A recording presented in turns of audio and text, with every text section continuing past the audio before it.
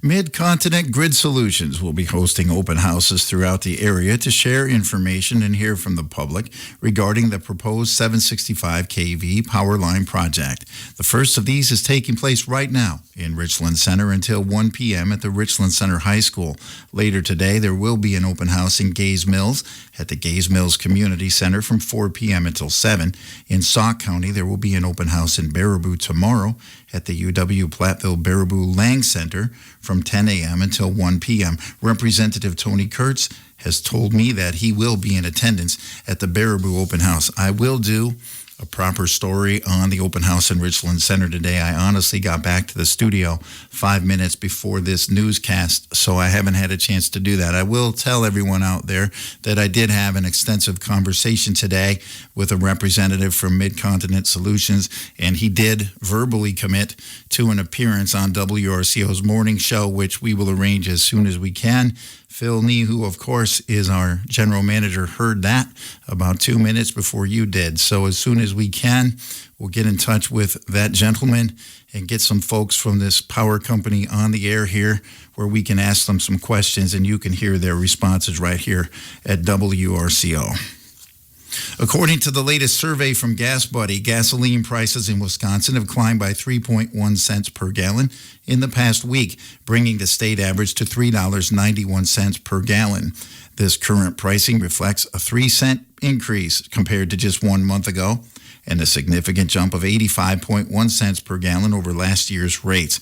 During this period, consumers in Wisconsin saw a wide range of prices at the pump, with the cheapest station offering fuel at $3.49 per gallon, the most expensive $4.59 per gallon, creating a notable spread of $1.10 per gallon across the state. The upward trend is mirrored on a national scale, where the average price of gasoline rose by 2.9 cents per gallon this week to reach $4.05 per gallon. While the national average has actually decreased by 5 cents in the last month, it remains 92.6 cents higher per gallon than it was at this time last year. Additionally, the national average for diesel has seen a sharp increase, rising 16.6 cents from a week ago to stand at $5.58 per gallon. The Richland Hospital and Clinics recently hosted its annual Club Scrub program, providing middle school students in grades 6 through 8 with a unique hands-on look at the diverse world of healthcare. This free initiative offers participants the chance to step outside the classroom and into a clinical environment where they can interact directly with professionals across various departments. By showcasing both clinical and non-clinical roles, the program aims to spark early interest in medical careers and encourages students to join organizations like Health Occupations Students of America, HOSA. TRHC remains a dedicated supporter of future professionals, sponsoring local HOSA chapters at Richland Center and Riverdale High Schools. One of the standout moments from this year's session occurred when Lacey Brenninger, a member of the laboratory team, allowed students to observe her prenatal ultrasound appointment conducted by Dr. Andrew Wright. This rare real-world glimpse into obstetrics and patient care left a profound impact on the attendees. One student shared that while they always had a general interest in nursing, witnessing the session solidified their dream of becoming an OB nurse and participating in the hospital's Volunteer program for high school students. Such personal connections help demystify the medical field and turn abstract career goals into tangible aspirations. The exploration extended well beyond the exam room as students rotated through the emergency department, nutrition services, surgery, and clinic operations. Parents noted that the immersive nature of the event kept their children engaged and eager to return, highlighting the community's growing interest in these educational outreach efforts. Ken Nelson, Vice President and Chief Nursing Officer at TRHC, emphasized that Club Scrub is a cornerstone of the organization's commitment to community outreach, showcasing the expertise and compassion of the hospital staff while inspiring the next generation. The success of the day was made possible through the coordination of Sarah Stibbe and the volunteer efforts of numerous TRHC team members who served as mentors. Experts from across the hospital, including nursing staff, specialists, and administrative leaders, dedicated their time to teaching the students. As inquiries for next year's program already begin to arrive, the Richland Hospital and Clinics continues to look forward to fostering these connections and helping students discover the many rewarding paths available within the healthcare industry. The Richland Center Planning Commission is scheduled to meet Wednesday, August 26th at 5:30 p.m. in the Municipal Building Council Room to address new business and review recent administrative efforts.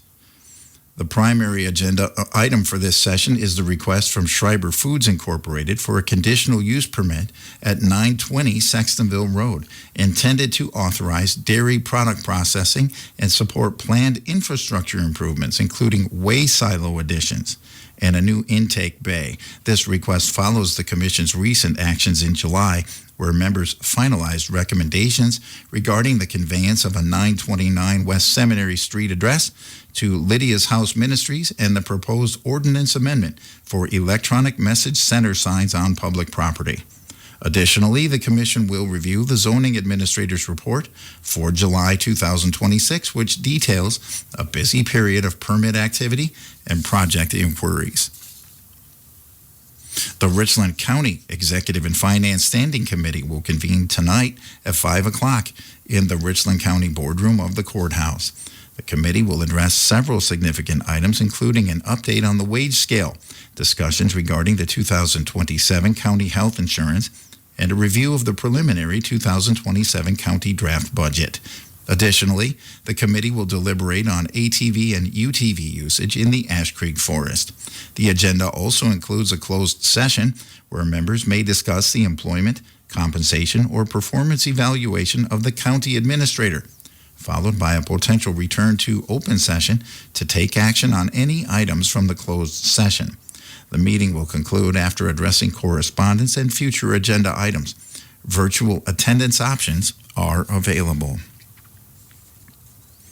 Get ready for a day filled with nostalgia and classic hits as Beatlefest 2026 comes to the backyard of the Spring Green General Store Sunday, August 30th.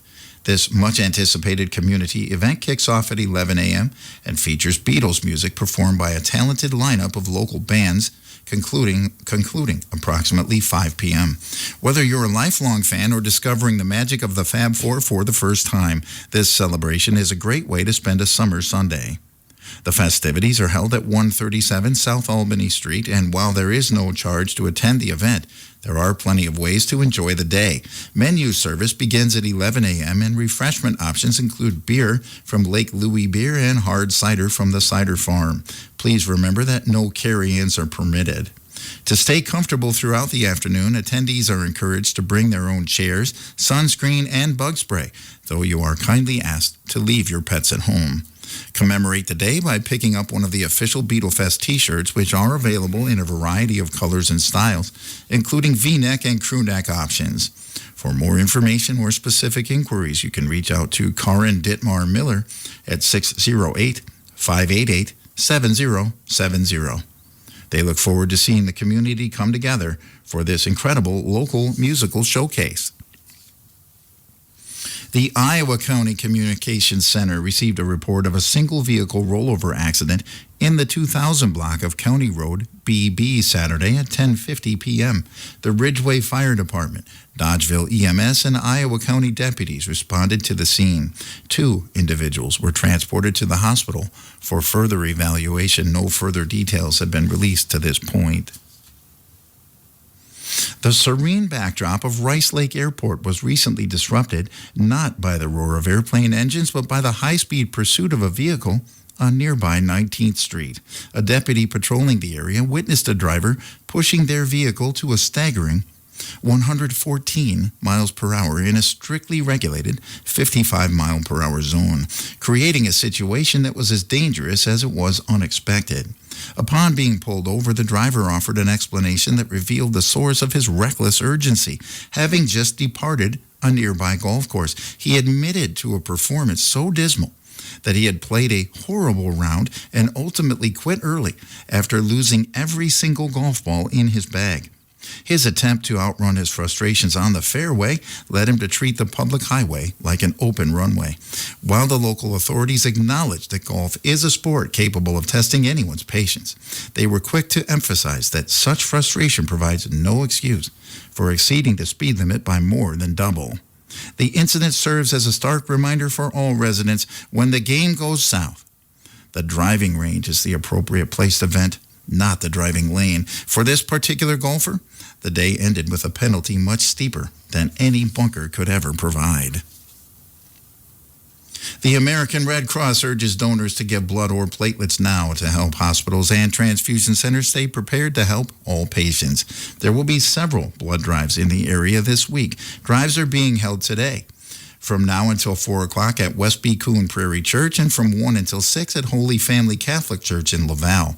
There will also be a blood drive tomorrow from 11:30 to 5:30 at St. John's Catholic Church Gym in Muscadet. Blood drives will also be held Friday from 9:30 to 1:30 at the Waniwak Public Library, and from 11 to 4 at the Lafarge Community Center, and from noon to 5 at St. Anthony and Philip Parish Center in Highland. Appointments may be made by calling 800 Red Cross, visiting redcrossblood.org, or by using the Red Cross Blood Donor app. Walk-ins are always welcome. Welcome back to the news at noon. The U.S. Department of Agriculture Rural Development is currently accepting applications for its Housing Preservation Grants Program until September 8th.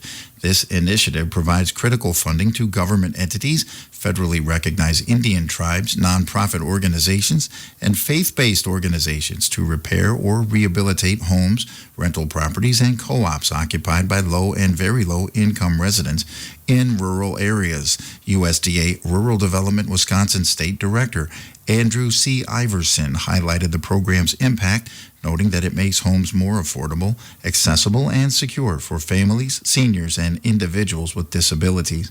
According to Iverson, these investments help strengthen rural Wisconsin communities by enabling residents to meet basic housing needs. Eligible projects under the program can address various health and safety updates. These include installing or extending plumbing, mechanical or electrical systems, repairing or replacing roofs, and replacing severely deteriorated siding, porches, or stoops. The grants also support the installation of insulation and combination storm windows and doors, as well as interior or exterior alterations to improve accessibility for handicapped family members. Additionally, projects may qualify under other assistance activities defined by the Code of Federal Regulations.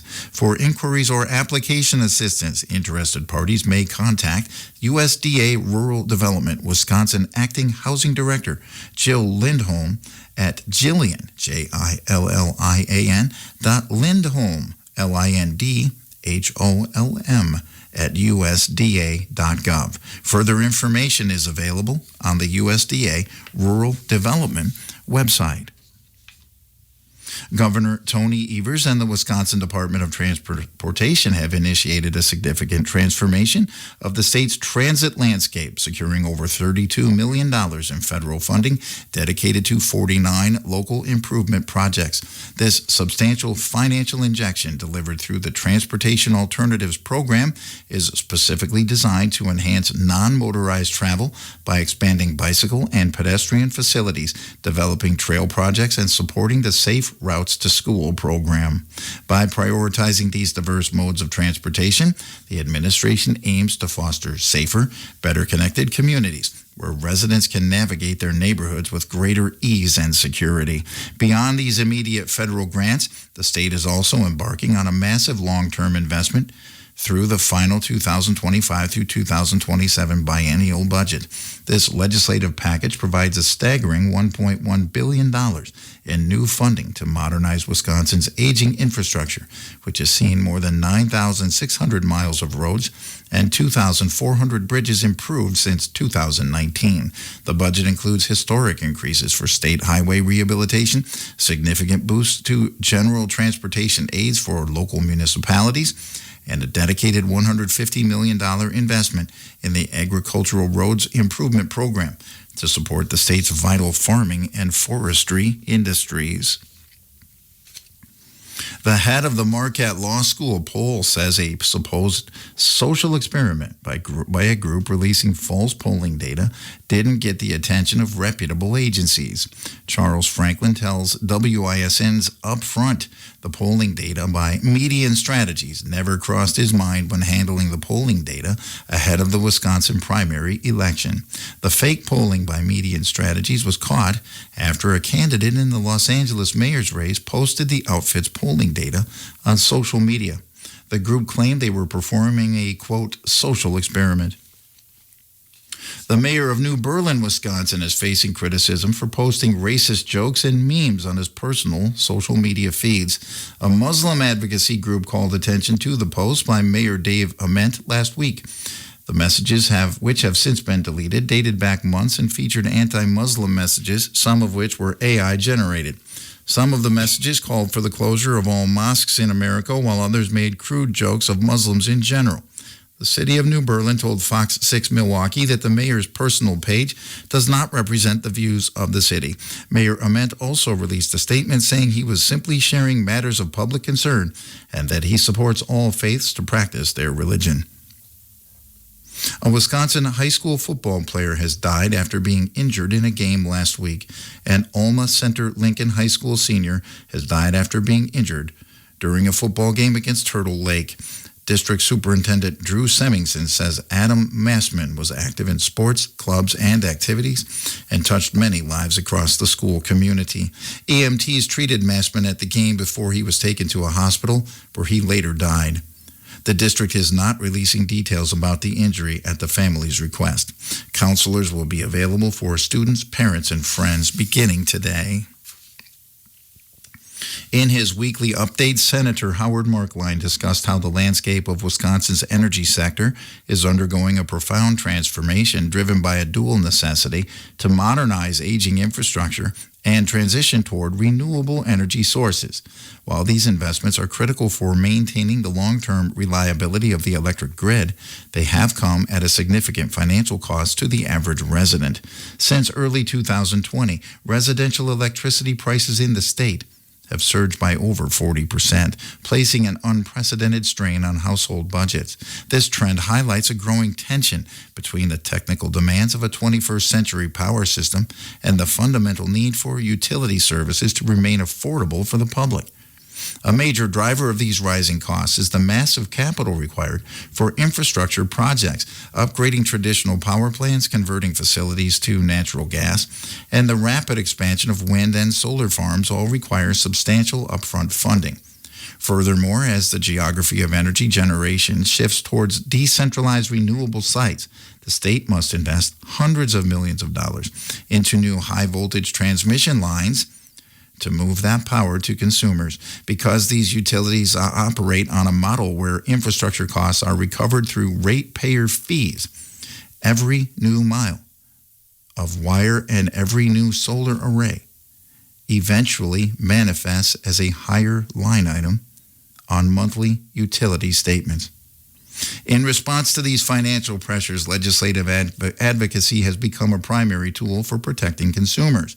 Efforts to mitigate the impact on residents include significant policy changes, such as the elimination of sales tax on residential energy bills to provide immediate relief. Beyond direct tax cuts, advocates are pushing for guardrail legislation designed to ensure that large-scale industrial projects like data centers bear the full weight of their own energy demands, rather than shifting those costs onto traditional ratepayers. By focusing on local control and rigorous oversight of the Public Service Commission's approval processes, policymakers aim to ensure that Wisconsin's march toward energy modernization does not leave its citizens behind. The Wisconsin Department of Health Services is inviting the public to provide critical feedback on the allocation of future opioid settlement funds. As the state continues to manage the financial impact of litigation against the pharmaceutical industry, officials are seeking input on the best strategies to address the ongoing opioid crisis. Wisconsin is set to receive a total of more than $874 million between 2022 and 2038, with $11.6 million earmarked for the upcoming year to support vital prevention, treatment, and recovery services. This funding aims to expand programming, reduce overdose deaths, and limit the spread of infectious diseases across Wisconsin communities. Michelle Hayes, the DHS Director of Substance Use Initiatives, emphasized the importance of local perspectives, noting that feedback from those familiar with specific community needs is essential for determining how to best adapt response to save lives. Interested individuals can submit their ideas through an online survey that will remain open until September 30th.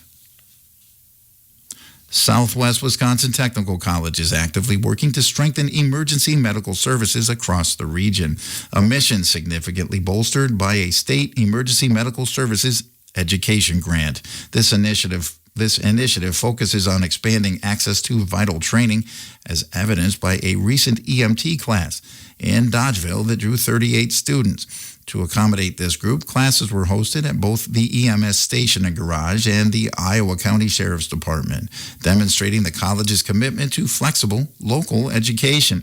The grant is particularly vital for rural communities where the need for trained providers is acute. According to data provided by the college, 72% of the 50 EMS providers within its district are volunteers, which is a significantly higher figure than the 41% statewide average. State Senator Howard Markline has championed the grant, emphasizing the necessity of accessible regional training to maintain essential services for residents in southwestern Wisconsin. The funding supports various aspects of EMS education, including instructor training, refresher courses, equipment upgrades, and expanded outreach. All of these efforts are aimed at building a stronger pipeline of professionals and volunteers.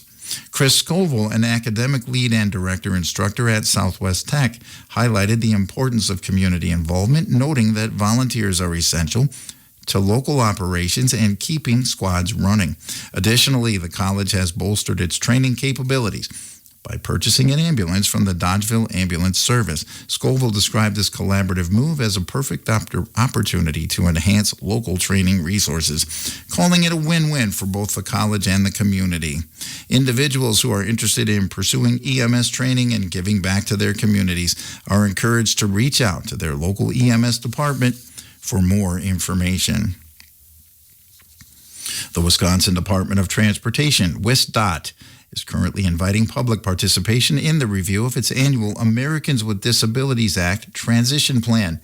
This essential document details the department's comprehensive strategies for enhancing accessibility across the state's vast transportation network, covering everything from roadside facilities to public right-of-way navigability and inclusive input processes. By identifying existing barriers within infrastructure and setting clear priorities for their removal, the plan serves as a roadmap for ensuring that Wisconsin's programs and services remain open and accessible to all residents. WisDOT Secretary Christina Boardman emphasized that transportation should be accessible to everyone, noting that every infrastructure upgrade brings the state closer to a truly inclusive system. Recent successes highlight this commitment, such as the opening of new safety rest areas along I-43. These modern facilities feature ADA-compliant family-assisted restrooms equipped with universal changing stations. Looking forward, the department plans to replace several more outdated rest areas over the next decade. Additionally, the department made significant strides in pedestrian safety in 2025 by installing approximately 2,500 curb ramps featuring detectable warning surfaces to assist individuals with visual impairments. The draft 2026 ADA Transition Plan is now available for public inspection at wisconsindot.gov/ADA. Citizens are encouraged to share their perspectives to help inform smarter investments in safer networks. Public comments will be accepted through Thursday, September 17th. The Wisconsin Army National Guard officially concluded a 16-day state activation on August 15th, following extensive support for storm recovery efforts in Winnebago County. The mission, known as Task Force Sturgeon, began July 30th after Governor Tony Evers declared a state of emergency. This declaration was prompted by severe weather that included high winds, hail, and a confirmed EF3 tornado, causing significant damage to local infrastructure, power outages, and disruptions to public public water systems in the Menasha and Appleton areas. Governor Evers emphasized that the activation was essential to ensuring every available resource was utilized to restore services and maintain community safety. He expressed deep gratitude for the citizen soldiers who stepped forward to help their neighbors, noting that their presence would help the community recover even stronger than before. The initial request for assistance came from Winnebago County Emergency Management Director Eric Rasmussen, who identified a critical need for support in restoring essential services to the most severely impacted areas. For many of the soldiers involved, the mission was deeply personal. Chief Warrant Officer 3 Joshua Bernachek, the task force officer in charge during the second week, highlighted that some participants lived in the very communities they were serving. He described the mission as a true embodiment of the citizen-soldier concept, requiring rapid mobilization and critical thinking. Bernachek noted that while every mission presents unique challenges, the Guard's rigorous training allowed them to adapt and execute the plan effectively, ultimately helping the community move forward with its recovery. Before I begin the vital statistics, we have today's two winners in the Grace Calendar raffle. They are $50 winners. Ticket number 103, Amy Buttress from Lone Rock, and on ticket 2701, Ionea Gonzalez of Richland Center. Congratulations to both of you.